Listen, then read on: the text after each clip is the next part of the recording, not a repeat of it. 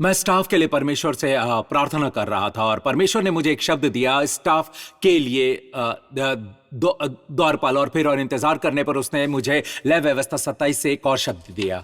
प्रार्थना करते हुए मुझे एहसास हुआ और मैंने स्टाफ मीटिंग के बाद दोनों संदेशों पर उपदेश दिया, लेकिन परमेश्वर ने मुझसे कहा कि लय व्यवस्था 27 का संदेश सिर्फ स्टाफ के लिए नहीं है, ये आप सभी के लिए।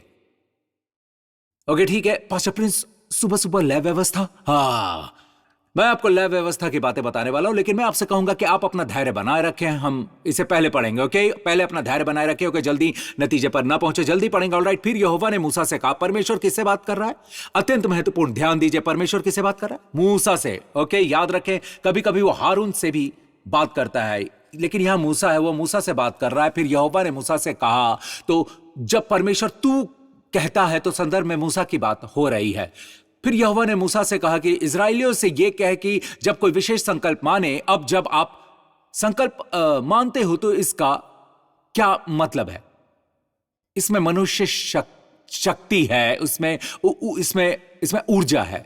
अब परमेश्वर चाहता है कि हमने पिछले कुछ हफ्तों में यह सीखा है, अपनी दुर्बलता के बारे में जागरूक रहें, ऑलराइट? लेकिन यहां रुकना नहीं है, उसकी सर्वश्रेष्ठता पर भरोसा रखें। आमीन। प्रभु की स्तुति हो, यहीं पर प्रार्थना कार्य करती है। क्या मैं सही हूं? लेकिन अगर आप संकल्प लेते हो, और इज़राइल ने सीने पर्वत के पास यही किया था, परमेश्वर कहता है ठीक है, अगर तुम चाहते हो कि मैं तुम्हारी शक्ति से तुम्हें आंकूं, इसलिए परमेश्वर ने उन्हें 10 आज्ञाएं दी। क्या मैं सही हूं? तो 10 आज्ञाएं स्वाभाविक शक्ति पर आधारित हैं। तुम्हें यह नहीं करना है, तुम्हें वो नहीं करना। समझ आया? तो यह अध्याय पढ़ने से पहले आपको यह पता होना चाहिए, ऑलराइट? मैं नहीं चाहता कि महिलाएं भी गुस्सा हों और ऐसा कुछ, क्योंकि आप पाओगे कि आप सब माप अलग है। ये माप उन लोगों के लिए मापा जाता था जो उस समय युद्ध पर जाते थे। जैसे गिनती अध्याय 1:14 बार लिखा गया है, याद है? इज़राइल के ये गोत्र के पुरुष जो युद्ध करने योग्य थे, जो इस गोत्र से युद्ध करने योग्य थे। 14 बार ये बात कही गई, जो युद्ध करने योग्य थे। तो उन दिनों वे आपकी स्वाभाविक शक्ति का अंदाजा आपकी युद्ध की योग्यता से लगाते थे। चलिए आगे बढ़ते। अब कोई विशेष संकल्प माने तो संकल्प किए हुए प्राणी तेरे ठहरे के अनुसार यहोवा के होंगे। आगे, इसलिए यदि वो 20 वर्ष या उससे अधिक और 60 वर्ष से कम अवस्था का पुरुष हो, 20 से 60 ये उनके जीवन का सबसे अच्छा समय, राइट? तो आपकी कीमत होगी। आपकी कीमत किसकी कीमत? मूसा की, राइट? 50 शेकेल ठहरे पवित्र स्थान के शेकेल के अनुसार। यदि वो स्त्री हो तो 30 शेकेल ठहरे कम। अब स्त्रियों, अब गुस्सा होने से पहले, ऑलराइट? और मुझसे कहो मार्वल सुपर हीरोइंस और ऐसा कुछ, राइट? मैं बस आपको यह बताना चाहता हूं कि युद्ध पर आधारित है, तो स्त्रियों को युद्ध से दूर रखा जाता है। लेकिन यहां उनकी क्षमता कम है, क्योंकि यह पूरा अध्याय किस पर आधारित है? परमेश्वर के सामने उनकी योग्यता पर नहीं। सुनो, ऐसा नहीं है हम सब समान हैं। मसीह में हम सब समान रूप से स्वीकार किए गए हैं। हम सभी को क्षमा किया गया है। हम सब मसीह में परमेश्वर के करीब हैं। हम सब मसीह में हैं। हम चाहे आप पुरुष हो या स्त्री, अन्य जाति या यहूदी, हम सब मसीह में परमेश्वर के बहुत करीब हैं। वो आपकी योग्यता के बारे में है, ये योग्यता के बारे में नहीं है, ये क्षमता के बारे में, क्योंकि आपने संकल्प लिया है मनुष्य की स्वाभाविक ऊर्जा, मनुष्य की स्वाभाविक मानसिक शक्ति से, ओके? जो असल में बहुत दूर तक नहीं जाती। ये एक सबक है जो हम सब हर दिन सीख रहे हैं जब हम अपने शरीर से इंतजार कर रहे होते हैं। अब ये देखिए, तो इसमें फर्क है। 20 से 60 की उम्र वाले पुरुषों के लिए 50 शेकेल, स्त्रियों के लिए 30 शेकेल, 5 साल से 20 साल के पुरुषों के लिए 20 शेकेल, ओके? कम, ऑलराइट? बच्चों के लिए मैं सही हूं, राइट? किशोरों के लिए कम, आमीन। और एक लड़की के लिए 10 शेकेल नीचे है। अगर 1 महीने से लेकर 5 साल तक की उम्र है तो 5 शेकेल ठहरे, लड़की के लिए 3 शेकेल ठहरे। अब ये देखें, आप में से कई लोगों को यह जानना है, यदि उसकी अवस्था 60 वर्ष की या उससे अधिक हो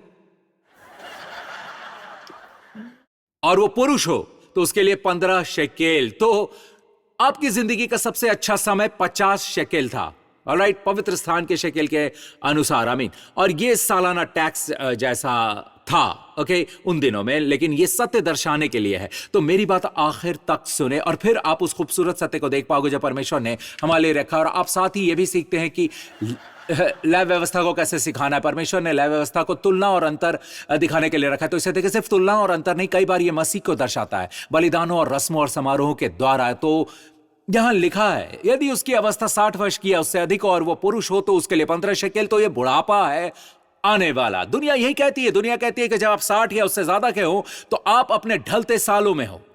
स्त्री के लिए 10 शेकेल नीचे है। परंतु यदि कोई इतना कंगाल हो कि याजक का ठहराया हुआ दाम न दे सके तो वो याजक के सामने खड़ा किया जाएगा। तो मत भूलो, इन सब चीजों का किससे लेने देना है? स्वाभाविक क्षमता, स्वाभाविक ऊर्जा, मानसिक शक्तियां परमेश्वर की शक्ति के बिना। अगर आप उस हिसाब से चलना चाहते हो, उन शब्दों में आप व्यवस्था के हिसाब से चलना चाहते हो, तो परमेश्वर ने मूसा से बात की है। इसीलिए मैंने कहा कि परमेश्वर ने मूसा से बात की। परमेश्वर ने मूसा से बात की, राइट? और परमेश्वर ने क्या कहा? यह आपकी किस्मत है। अगर व्यवस्था स्वाभाविक है, तुम्हें ये नहीं करना, तुम्हें वो नहीं करना, यह सब स्वाभाविक है, इसका अलौकिक मदन से लेना देना नहीं। व्यवस्था मांग करती है, अनुग्रह प्रदान करता है। लोगों के आप सुन रहे हैं? तो आखिर में आप कहते हो मैं नहीं कर सकता, जैसा कि मैं नहीं कर सकता, मैं बहुत गरीब हूं, मैं कीमत नहीं दे सकता। तो मूसा व्यवस्था को दर्शाता है। फिर आप याजक के पास जाते हो। अगर आप बहुत गरीब हो, यदि कोई इतना कंगाल हो कि याजक का ठहराया हुआ दाम न दे सके, तो वह याजक के सामने खड़ा किया जाए और याजक उसकी पूंजी ठहराए। पता है, उसकी सिर्फ यही काबिलियत है कि वो कहे मैं बहुत कंगाल हूं। तो आप अगर बहुत कंगाल हैं तो आप खुद को याजक के सामने पेश करें। आज याजक कौन है? यीशु खुद को मूसा के सामने पेश ना करे। मूसा आपके स्तर तक नीचे नहीं आ सकता, परमेश्वर आपके स्तर तक नीचे नहीं आ सकता। आपको और ऊपर जाना होगा। अगर आपको लगता है कि आप कम हैं तो आप कंगाल हैं, आप अधिक ऊपर नहीं जा सकते। अगर आप गरीब आदमी हैं तो आप मूसा के सामने खड़े नहीं हो सकते। आप हमेशा पीछे की ओर याजक की बाहों में गिर सकते हैं, क्योंकि याजक अनुग्रह दर्शाता है।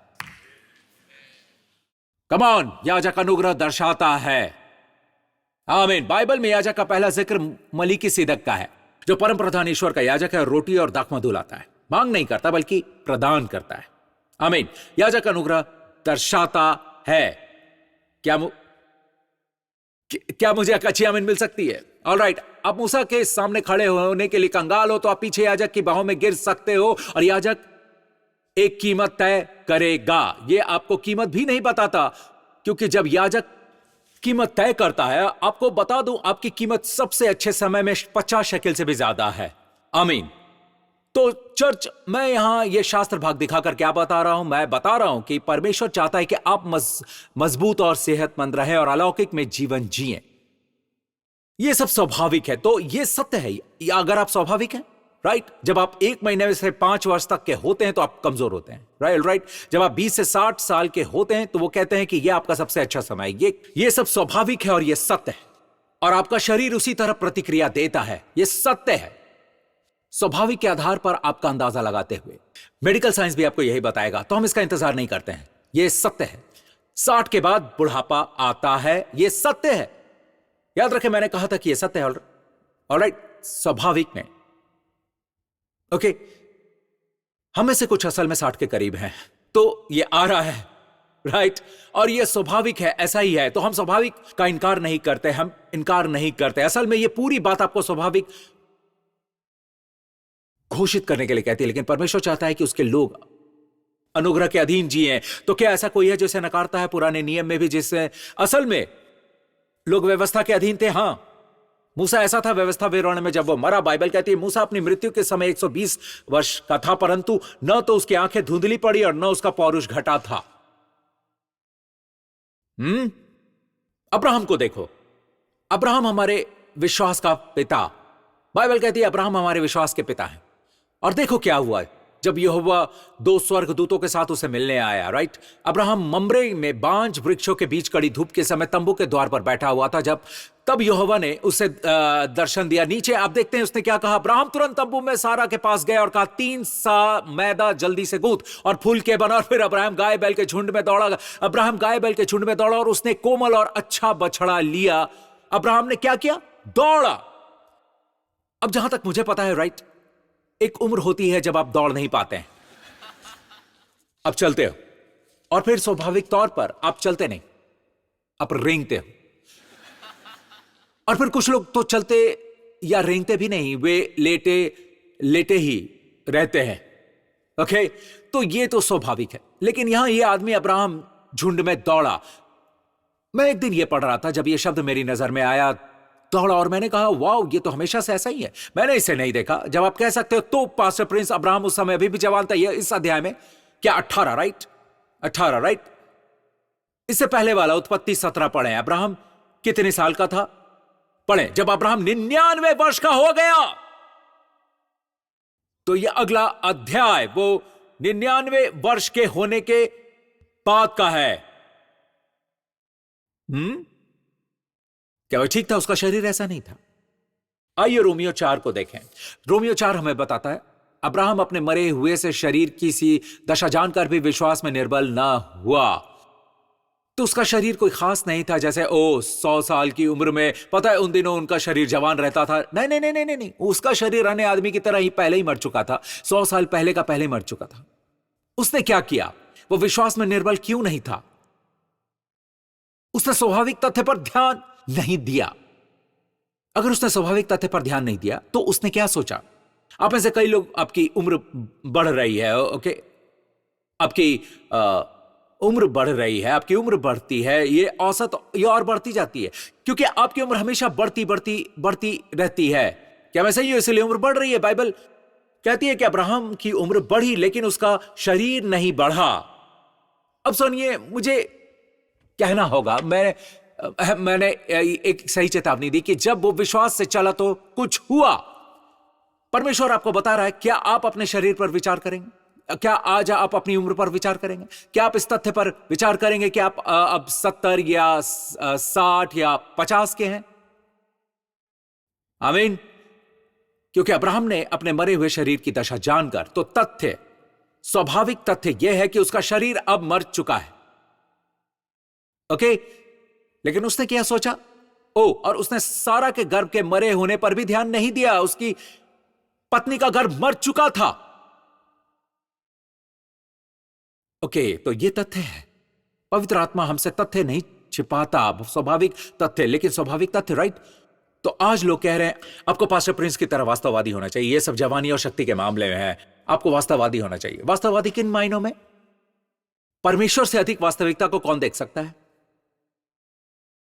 आप देखिए, आप कुछ देखते हैं, आप देखते हैं कि यह वास्तविक है, ऑलराइट, लेकिन यह आध्यात्मिक क्षेत्र था जो अनदेखा क्षेत्र है, जिसमें से स्वाभाविक क्षेत्र उत्पन्न हुआ।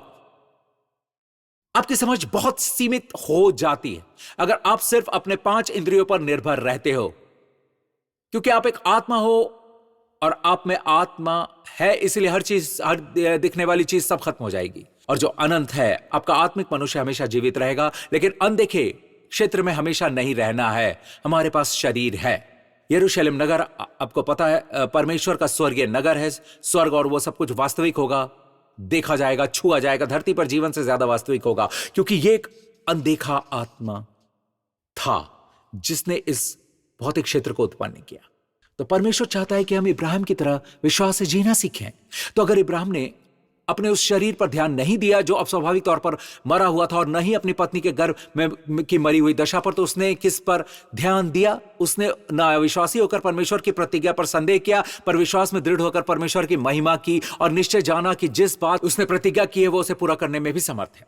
क्या उसने निश्चय जान लिया था? उसे यकीन हो गया था, परमेश्वर ने जो वादा किया परमेश्वर उसे पूरा करेगा। परमेश्वर ने उसे क्या कहा जब उसका कोई पुत्र नहीं था? तू जातियों के समूह का मूल पिता हो जाएगा। असल में आइए उत्पत्ति 18 में उसके दौड़ने से पहले का अध्याय देखें, तो आइए देखते हैं जहां परमेश्वर कहता है कि अब्राहम 99 वर्ष का था। ओके, उस समय परमेश्वर ने उसके साथ क्या किया?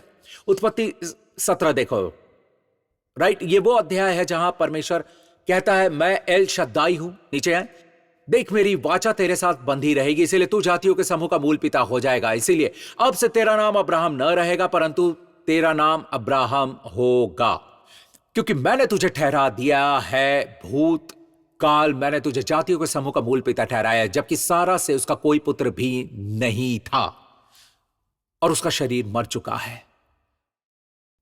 वो लगभग 100 वर्ष का है। उसकी पत्नी के गर्भ की दशा मरी हुई है। यह तथ्य है। और अब क्या कहेंगे? मैं चाहता हूं कि तू तेरे बात करने का तरीका बदले। मैं चाहता हूं कि तू खासकर तेरे बारे में बात करने का तरीका बदले। अब से अब्राम, तेरा नाम अब्राम न रहेगा। अब्राम मतलब उन्नत पिता, एक पिता जो महान है, लेकिन अब तेरा नाम अब्राहम होगा। अब्राहम का मतलब है बहुतों का पिता। वाओ, दृढ़ विश्वास। तुझे स्त्री के द्वारा जिसका गर्भ मर चुका है, अब तक कोई पुत्र नहीं जन्मा, और परमेश्वर कहता है तू बहुतों का पिता होगा। नहीं नहीं नहीं, ऐसा नहीं है। मैंने तुझे बहुतों का पिता बनाया है। तो परमेश्वर चाहता है कि हम कबूल करें। ये योग्य है। रोमियो 4 के पहले वाले भाग पर वापस जाएं। परमेश्वर चाहता है कि हम उसके जैसे बने। जैसा लिखा है, परमेश्वर ने अब्राहम से कहा कि मैंने तुझे बहुत सी जातियों का पिता ठहराया। उस परमेश्वर के सामने जिस पर उसने विश्वास किया, या परमेश्वर के गुण देखिए, राइट। और जो मरे हुओं को जिलाता है, हम जानते हैं कि वो मरे हुओं को जिलाता है, और जो बातें हैं ही नहीं उनका नाम ऐसे लेता है कि मानो वो हैं। आहा, ये विश्वास में चलने, अलौकिक में चलने की कुंजी है। उन चीजों को कहे जो अभी दिखाई नहीं देती, जो अभी तक वास्तविक नहीं है। जो बातें है ही नहीं उनका नाम ऐसा ले कि मानो वो हैं। विश्वास इस तरह कार्य करते हैं। मैं इसी के साथ समाप्त करूंगा कि मैं इसी के साथ समाप्त करूंगा। ऑलराइट, बहुत जल्दी से 2 वचन, 2 कुरिन्थियों 4:13। इसीलिए कि हम में वही विश्वास की आत्मा है, जैसे यहोशू कालेब में, जैसे अब्राहम मूसा में था। हमारे अंदर विश्वास का वही आत्मा है। क्या आपके अंदर भी विश्वास का वही आत्मा है? वो कैसे कार्य करता है पास्टर? जिसके विषय में लिखा है, मैंने विश्वास किया इसीलिए मैं बोला। अतः हम भी विश्वास करते हैं इसीलिए बोलते हैं। तो अगर आप कहते हैं कि मैं बूढ़ा हो रहा हूं, अब जानते हैं मैं हमेशा बीमार रहता हूं, राइट, आप इस पर विश्वास रखते हैं या आप ऐसा नहीं कहते? और अब आप जो कहते हैं वो आपके पास है। हाल ही में, असल में बहुत ही हाल में, परमेश्वर ने मुझसे कहा, तुझे मालूम है बूढ़े लोग बहुत शिकायत करते हैं। ये एक तथ्य है, ये दुख की बात है, क्योंकि उनका हर चीज के बारे में सिर्फ एक निराशावादी नजरिया होता है, इसलिए वे बहुत शिकायत करते हैं। शिकायत करने के लिए कुछ नहीं है, वे शिकायत करते हैं कि शिकायत करने के लिए कुछ नहीं है, राइट। तो मैं आपको बताना चाहता हूं कि परमेश्वर ने मुझसे क्या कहा। बेटा, उसने मुझसे कहा बूढ़े लोग बहुत शिकायत करते हैं, या बहुत से लोग इसलिए बूढ़े हो जाते हैं क्योंकि वो शिकायत करते हैं। देखो, स्वाभाविक, मैं आपको बताता हूं कि स्वाभाविक क्या है। क्या पास्टर प्रिंस की स्वाभाविक आदत जानना चाहते हो? जब आप कुछ देखते हो तो गलती निकालते हो, जब आप कुछ अच्छा देखते हो तो गलती निकालते हो। नहीं, मुझे उस तरह से मत देखो, आप स्वाभाविक में वैसे ही हो। हम तारीफ करने में धीमे और बुराई करने में तेज हैं। क्या यह स्वाभाविक है? स्वाभाविक। आपको अलौकिक में विश्वास की आत्मा में जीना चाहिए। विश्वास के परमेश्वर को प्रसन्न करना होना है। तो ये नियम को बनाए रखें। और मैं आपको 2 वचन बताता हूं, राइट, और एक और वचन, और मैं आपको बताऊंगा आपका सबसे बड़ा दान क्या है। आपका सबसे बड़ा दान क्या है? उद्धार। क्या मैं सही हूं? उद्धार। क्या मैं सही हूं? क्या मैं सही हूं? क्या उद्धार आपका सबसे बड़ा दान है? आप उद्धार कैसे पाते हैं? यीशु ने सब कुछ किया है, हाँ, लेकिन आप इसे कैसे अपनाते हैं? कैसे? विश्वास की आत्मा। मैं विश्वास करता हूं, और मैं कहता हूं, रोमियो 10:9-10 वो क्या कहती है? ये कि वचन तेरे निकट है, तेरे मुंह में और तेरे मन में है। उद्धार पाना कितना आसान है। यीशु के लिए ये कठिन, दर्दनाक था, ये तकलीफ दे था, लेकिन ये हमारे लिए आसान है। वचन आपके बहुत पास है। आपको हिमालय पर चढ़ने की, सबसे गहरे समुद्र में तैरने की जरूरत नहीं है। ऑलराइट, बच्चों की परीक्षा पास कर लो।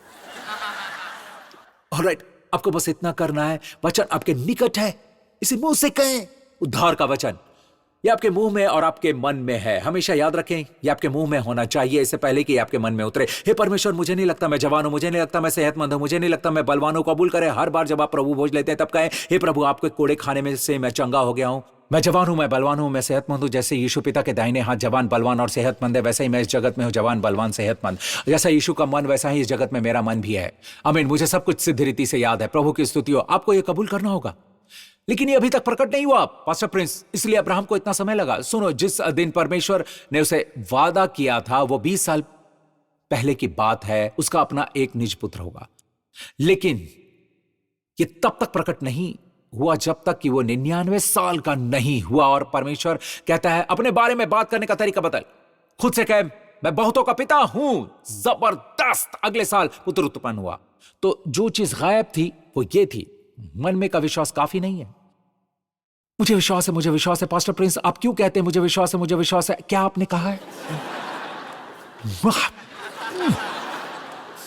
मुंह से कहो तो आपका उद्धार कैसे होता है? आपके मुंह में, फिर ये आपके मन में उतरता है। भले ही आपको पहले विश्वास ना हो, इसे अपने मुंह में डालें और इसे अपने मुंह में डालें, आपके मन में उतर जाएगा और फिर आप विश्वास करना शुरू करते हैं। फिर आपके पास बड़ा मन होना शुरू हो जाता है। मुंह बोलता है, ऑलराइट, यदि तू अपने मुंह से यीशु के प्रभु जानकर अंगीकार करे, अपने मुंह से क्या अंगीकार करे? प्रभु यीशु कहता है, आपका प्रभु आपके मन से विश्वास करे कि परमेश्वर ने उसे मरे हुए में से जिलाया, तो निश्चय उद्धार पाएगा। तो अपने मुंह से अंगीकार करे, अपने मन से विश्वास करे, अपने मुंह से कबूलो, अपने दिल में विश्वास करो। यही विश्वास की आत्मा। यीशु ने हमारे लिए क्रूस पर जो कुछ किया उसे अपनाना जिसमें चंगा होना, जवानी और शक्ति का नया होना शामिल है। आमीन। और फिर यह देखो, क्योंकि धार्मिकता के लिए मन से विश्वास किया जाता है और उद्धार के लिए मन से आप विश्वास करते हो, और उद्धार के लिए मुंह से अंगीकार किया जाता है, चंगा होने के लिए अंगीकार किया जाता है, सुरक्षा के लिए अंगीकार किया जाता है। आमीन। क्या आप में विश्वास की वही आत्मा है, या शिकायत करने की आत्मा, जगत की आत्मा, बिजनेस की आत्मा, डर की आत्मा, या आप में यहोशू, कालेब, अब्राहम जैसी समान आत्मा है? मैं विश्वास करता हूं और इसीलिए मैं बोलता हूं। मैं विश्वास करता हूं इसीलिए मैं बोलता हूं। और मैं स्वाभाविक का इनकार नहीं कर रहा हूं, बल्कि मैं स्वाभाविक के ऊपर परमेश्वर के वचन पर विश्वास करता हूं। मैं अलौकिक में विश्वास करता हूं, जो स्वाभाविक से ज्यादा ठोस है, जो बदलता रहता है। मेरा उपदेश समाप्त हुआ। प्रभु की स्तुति हो। धन्यवाद यीशु। हालेलुया। सब लोग आंखें बंद करें, अगर हो सके तो इधर उधर मत घूमो, अगर हो सके। ऑलराइट, क्योंकि मैंने एक उद्देश्य से शास्त्र भाग के साथ समाप्त किया। यदि आप अपने मुंह से अंगीकार करते हो कि यीशु मसीह आपका प्रभु है, यदि आपका उद्धार नहीं हुआ, आप मसीह नहीं हो, आप कहते हो कि अगर मैं आज रात मर गया तो मुझे नहीं पता पास्टर प्रिंस मेरा भविष्य कहां होगा। खैर मेरे मित्र, मसीह हमारे पापों के लिए उस क्रूस पर मरा, और यदि आप ये विश्वास रखते हो, अपने मुंह से अंगीकार करते हो और ये अपने मन से कहते हो, ऑलराइट, तो मेरे पीछे पीछे ये बुलंद आवाज से कहो। याद रखो, बुलंद आवाज से अंगीकार करना। और यह विश्वास की आत्मा है। कहें, स्वर्गीय पिता, मेरा विश्वास है कि यीशु मसीह परमेश्वर का पुत्र है। मेरा विश्वास है कि वो मेरे सारे पापों के लिए उस क्रूस पर मरा और उसने मेरे सारे पाप दूर किए और मुझे व्यवस्था के श्राप से छुड़ाया। मैं आपका धन्यवाद करता हूं कि आपने उसे तीसरे दिन शारीरिक रूप से मरे हुओं में से जिलाया, और यीशु मसीह आपके दाहिने हाथ जीवित है। मैं आपका धन्यवाद करता हूं कि जैसा वो है वैसे ही मैं भी इस जगत में हूं। यीशु मसीह मेरा प्रभु है, अब और सदा के लिए, यीशु के नाम से। और सारे लोगों ने कहा आमीन। खड़े हो जाएं, अपने हाथों को उठाएं। मेरे पीछे पीछे सब लोग कहेंगे, इस पूरे हफ्ते मैं उसके सारे उपचारों को नहीं भूलूंगा। धन्यवाद पिता, आपने मेरे सारे पाप क्षमा किए हैं, इसलिए मेरे जीवन में कोई भी ऐसा पाप नहीं है जिसे क्षमा ना किया गया हो। आपने मुझे सारी बीमारियों से चंगा किया है, अब कुछ भी छूटा नहीं है। आपने मेरे जीवन को विनाश से छुड़ाया है। आपने मुझे आपकी कृपा का, आपकी प्रिय दया का ताज पहनाया है। आप मुझे भलाई से तृप्त करते हैं ताकि मेरा मुंह आपकी भलाई से भर जाए और मेरी जवानी नई हो जाए। मैं फिर से जवान हो गया हूं। मैं फिर से जवान हो गया हूं। मैं बलवान हूं। मैं यीशु के द्वारा सेहतमंद हूं और उसी आत्मा के साथ यीशु के नाम से इस सप्ताह का सामना करूंगा। और सारे लोगों ने कहा आमीन। प्रभु आपको आशीषित करे।